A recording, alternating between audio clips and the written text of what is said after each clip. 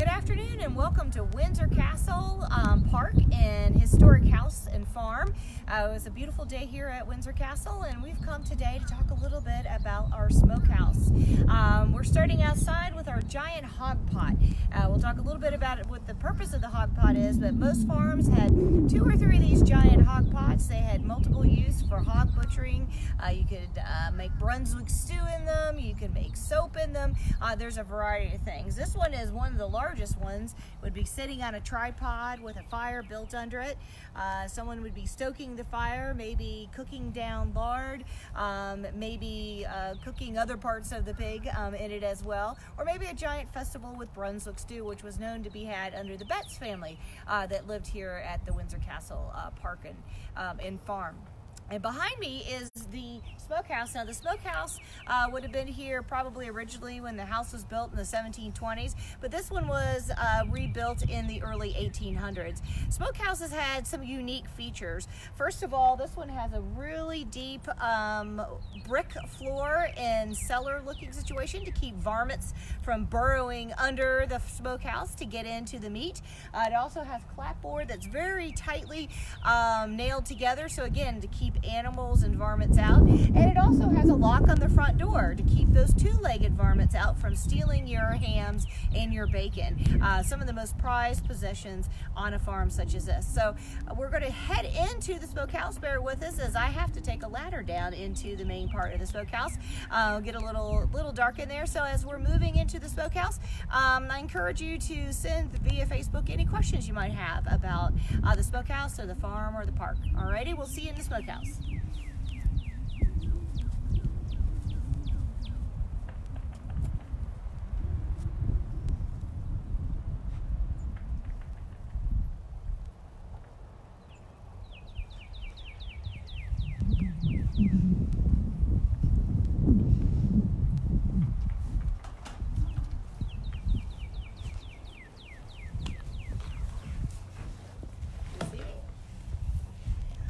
Welcome to the smokehouse. This is a really large smokehouse for this property.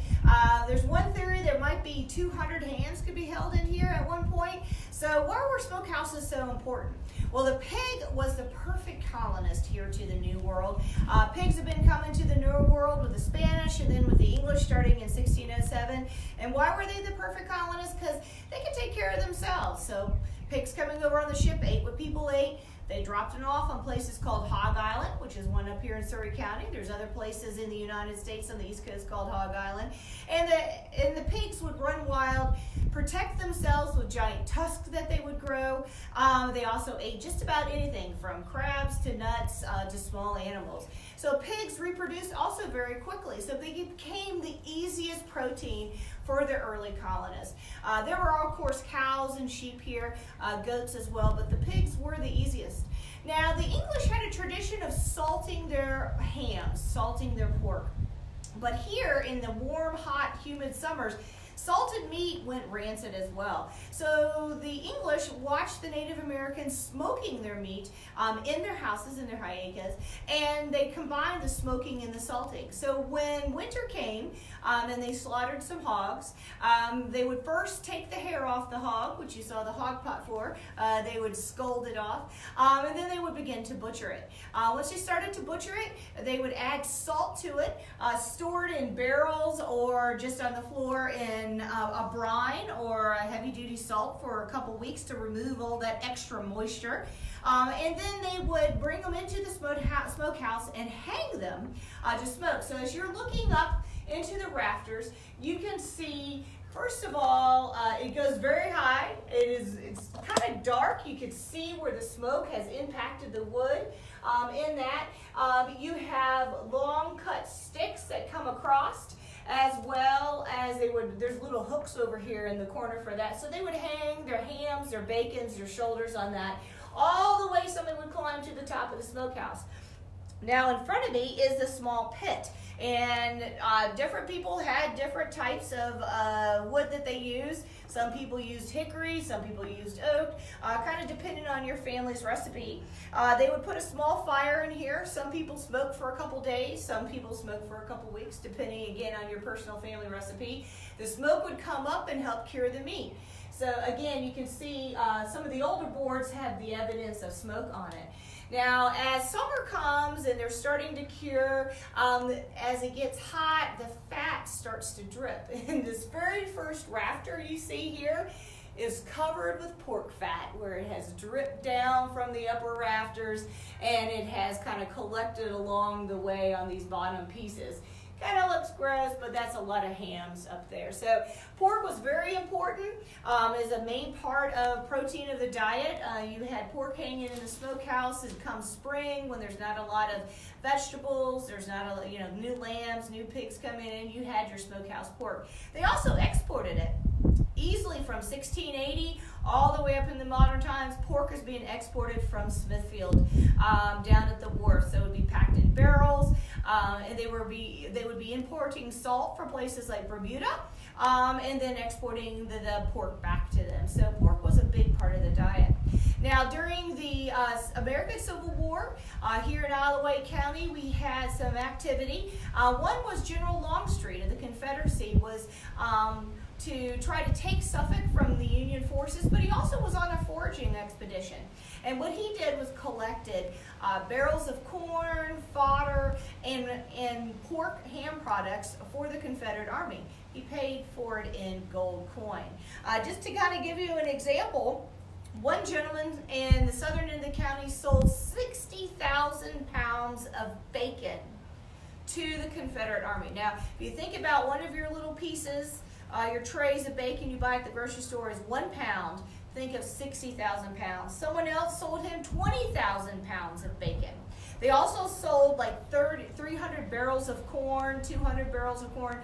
They sold enough of this bacon, corn, and fodder to the Confederacy that it followed the Confederate troops all the way up into Gettysburg, Pennsylvania, in those campaigns. So there was a lot of pork to be had here. Now, we don't know too much about the Smith family and their actual pork products, but we do know the second owner, Watson P. Jordan, had a census done in 1850, of his farm. And in that, it lists a lot of his animals and his products. And in this time period, he had 87 swine listed in his survey. So that's 87 pigs running around here. And he had $400 worth of cured meat in his smokehouse. That's a lot of money in 1650, $400 worth of cured meat, hence the lock on the door. Now, Jordan sold it to the Johnson family. They continued to farm, and they had a farm manager that they rented out the farm to. And one of the things he was supposed to do is keep pigs, and he also grew special crops according to the contract. One was soybeans, and one of them was black peas, and those are specifically for the pigs. One of the other things they did here in Isle of Wight in Smithfield was they finished the pigs in their peanut fields. So after you cleared your peanut field, picked all the peanuts you could, you let the pigs go into it, and the pigs would eat the peanuts and then have kind of a peanutty smell. So if you look in at our ham cam at the museum, you'll see the oldest ham in the world, but you also see the largest ham in the world, and it smells a little bit peanutty over time. Now, in this smokehouse right now, we have some storage items, but some items that were very, very important. Over here is a whetstone to keep those cleavers and hatchets all sharp, as maybe they would slaughter 10 to 15 hogs, maybe 30 hogs at a time.